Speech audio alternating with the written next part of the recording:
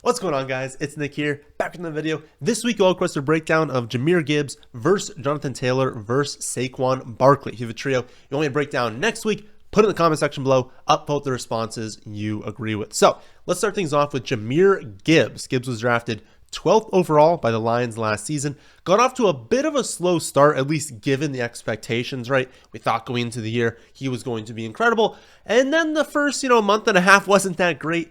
First 4 weeks when he played, he was given just 8 carries or above 8 carries only one time. He had over 18 receiving yards only one time as well. He failed to score a touchdown. As a result, he was 33rd in points per game and half PPR scoring over that first month. Then he misses weeks 5 and 6 with a hamstring injury. So not great, right? We're through 6 weeks and we're like, this is not the expectation that we had for Jahmyr Gibbs. Then he returns in week 7 and 8 though, and that's when David Montgomery was out with his rib injury. So in those 2 weeks, we get 126 yards and a touchdown on 20 touches in week 7, and then 189 yards and a touchdown on 31 touches in week 8. Then over the final 9 weeks after that, Gibbs outsnapped Montgomery in all but 2 games. He averaged 11.8 carries and 2.7 receptions per game. He scored 9 touchdowns in those 9 weeks, and he averaged 14.9 half PPR points per game, which is like mid to low end running back 1 production, depending on the season. As we've had, basically worse running back production, than years past, it's moving up to more mid-range running back 1. Looking ahead to this season, the expectation is that Gibbs is going to see his role grow, but that Dave Montgomery is still going to get plenty of work. Like, no one thinks that Dave Montgomery is completely going away. Over the final 9 weeks when they were both playing, both healthy, Monty averaged 13.9 carries and 1.1 receptions per game. I would say my expectation is that we take 1 or 2 of those touches every week and we throw them to Gibbs. So again, Montgomery's still out there, still getting goal line work, which we'll talk about, but still getting a decent involvement, just not very much at all in the receiving game. Mostly just if you happen to be on the field, it's a rundown situation, but we end up throwing it, maybe he gets a dump off, but like nothing is being designed to Dave Montgomery in the receiving game. But those 13.9 carries, can we shift a little bit of that over to Jahmyr Gibbs?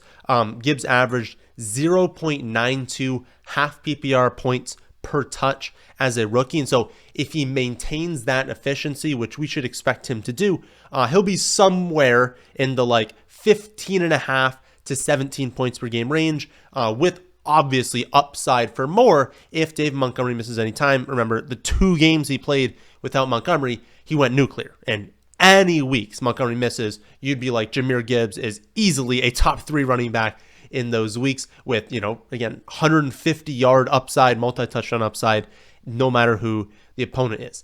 Now, some people will try and argue that it was kind of like touchdown luck, because again, in those 9 games with Montgomery active, both them playing, to close the season, he had 9 touchdowns in 9 games. That's a pretty high pace, but he had 9.5 expected touchdowns on the season, and he scored 11 times. So very slight touchdown luck, but nothing egregious there. If you're going to score 11 times on 9.5 expected touchdowns on a really good offense, that's, not crazy to think, right? The Lions are just a really good offense. They're going to score a ton of touchdowns. They have the best offensive line in the league. So we should expect their players to remain highly efficient on the ground. If anything, his 6.1 yards per reception should probably increase from last season. We will likely see at least a slight increase in his 3.5 receptions per game. So in my opinion, we are going to see an increase in the production from Jahmyr Gibbs last season. Gibbs also clocks in as number 1 in my risk model as the least risky running back pick you can make. The model looks at draft capital, injury history, production so far in the NFL, age, offensive strength, offensive line play, all of those things plus more factors. It just determines who the safest and who the riskiest picks are at each position. You're going to, factor in different things a little bit heavily or not heavily at different positions, right? Maybe offensive line play obviously matters a little bit more if you are a running back than if you are a tight end, right? And age also matters a lot more for running back than tight end because you can be older and produce at tight end. So ranking number 1, right?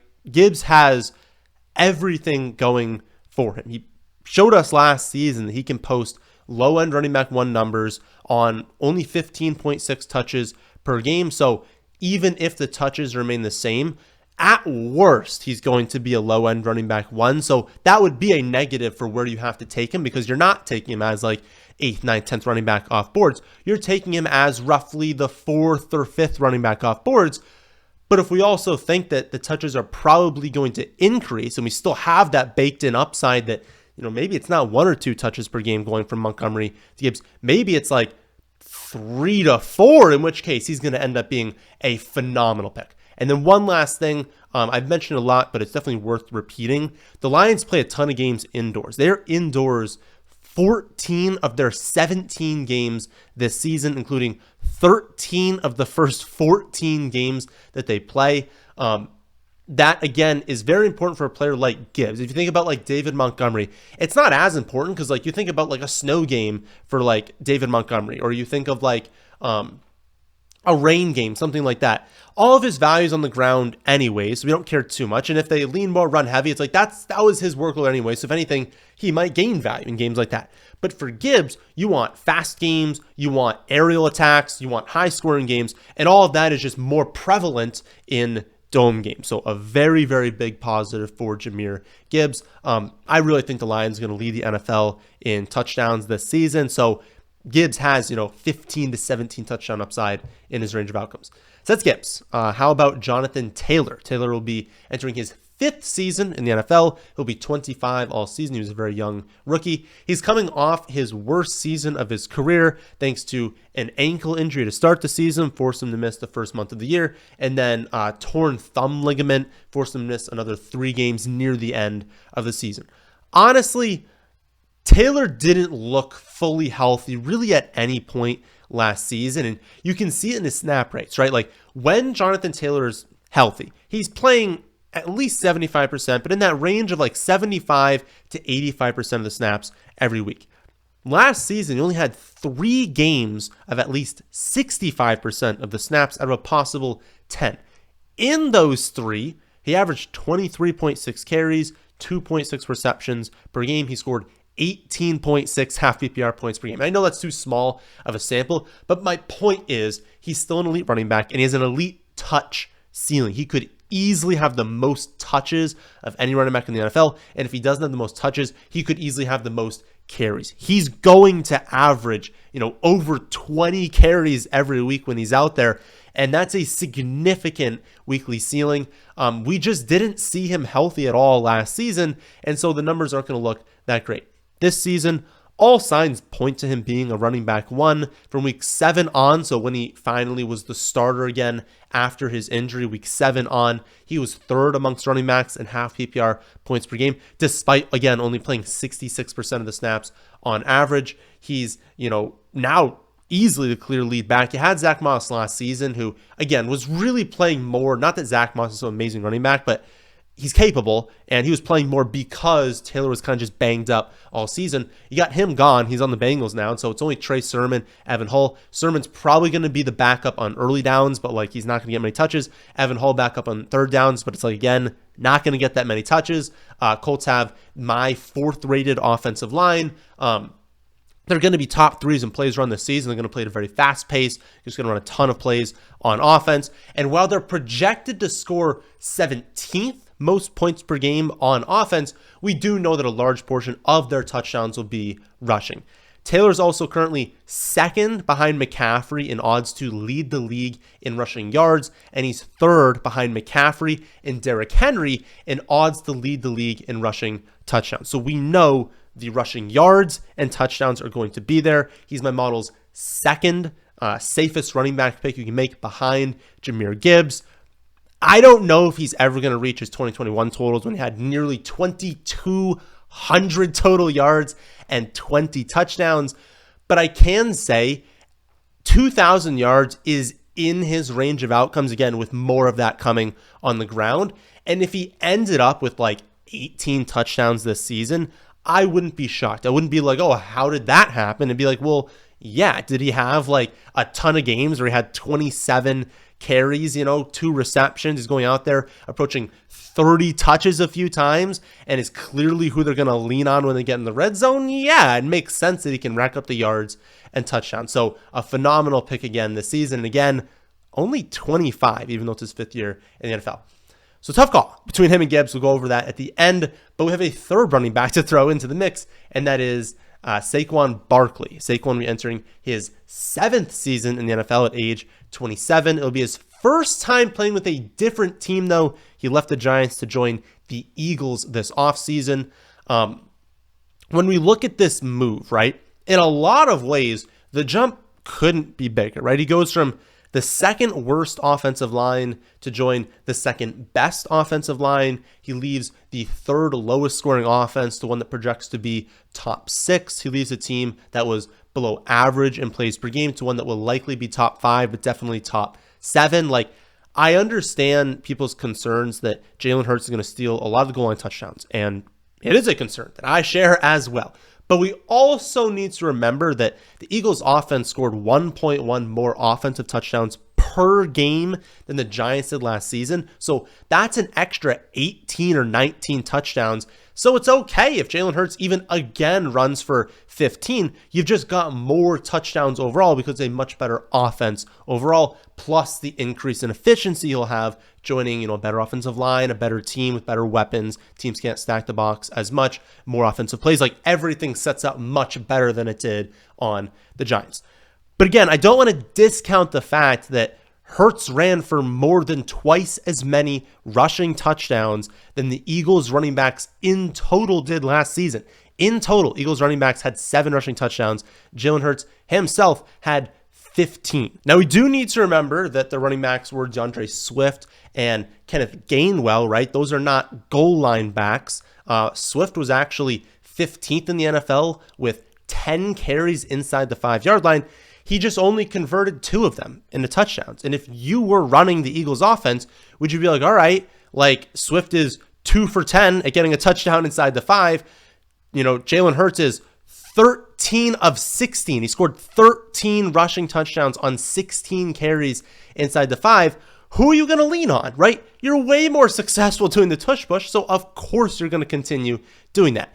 And that remains the biggest unknown for Saquon Barkley. And honestly, that's the difference between saying he's an easy, top 4 running back to saying, does he deserve to be more like the running back 7, 8, 9, is what are they going to do with the rushing touchdowns? And that's what it really has to come down to for when you're drafting him, especially amongst these 3. If you think that the tush push is gone, right? They don't have Kelsey anymore. They're not going to be as effective. Saquon is a way better goal line back than Swift and Gainwell, and that he's going to have, 15 to 17 rushing touchdowns this season. If you think that happens, he's your 4th running back, and honestly, maybe he's in your top 3, right? If you think it's going to continue, and they're going to look at it and be like, well, we do have still a center, so their new center plays very similarly to Kelsey, not as good as Kelsey, but currently people are expecting the tush push is going to remain. Maybe we see a slight drop in efficiency, but that slight drop might be that, like, on 16 tries, Jalen Hurts scores 11 or 12 times, and maybe they still look at that and they say that's still a way higher rate than Saquon Barkley would have if we give him these exact same carries, because you can still only be so efficient as a running back. The tush push is still just so much higher in efficiency so far that it seems likely they're going to lean in that direction. But again, that's what it kind of has to come down to for you into how you're going to rank these 3. So given all of that, how would I rank these 3? I do think Saquon needs to be last on this list, just because there are so many unknowns with the usage. I think he's going to be featured, and I feel pretty confident in that. But again, not a guarantee. I think he's going to get more goal line usage and be more efficient than DeAndre Swift. But I wouldn't say I'm positive in that either. There's also the reality that Philly had 2 pass-catching running backs last season. Like, they didn't have early down grinders. Gainwell and Swift are good in the receiving game. That's where you should utilize them. They combined for 4.3 receptions per game. It's not like Saquon Barkley is significantly better in the receiving game than those 2 running backs. You could argue that he's actually worse. And so even though there have been pretty positive beat reports so far, again, early in camp, but so far positive beat reports about his usage in the receiving game. The reality is Hurts is going to scramble more than he's going to dump off. And so we can only really project so large of a workload in the receiving game. And so unless you think he's going out there and playing, 85, 90% of the snaps each week, in which case I'd be a little bit concerned with his ability to stay healthy. My guess is that for them to keep him staying healthy and for them to utilize all of their running backs, Shipley and Gainwell are just best used in the receiving game. And it seems like they really like Shipley as well in that receiving role. I think Saquon's going to have less receptions than people think. And if I also think it's definitely possible they stay with the tush push, that Saquon has, a decent season of like maybe 7, maybe 8 rushing touchdowns, you start to look at that and you're like, okay, so a lower touchdown ceiling and potentially a much lower reception ceiling than people are anticipating. I think you got to put Gibbs and JT ahead of him. So between Gibbs and JT, I do think it's very close, but my lean is still Jahmyr Gibbs. Better offensive line, better offense, way higher reception ceiling. And while he still has David Montgomery to contend with, he also has a quarterback that's only run for 2 rushing touchdowns over the last 3 years combined. If Anthony Richardson has the season that I think he's going to have, then that's going to limit the touchdown ceiling for Jonathan Taylor, which he needs to be there if he's going to compete with Jahmyr Gibbs, because the receptions are going to be significantly lower. So in my opinion, the correct ranking is Jahmyr Gibbs, then Jonathan Taylor, then Saquon Barkley in all formats besides standard scoring.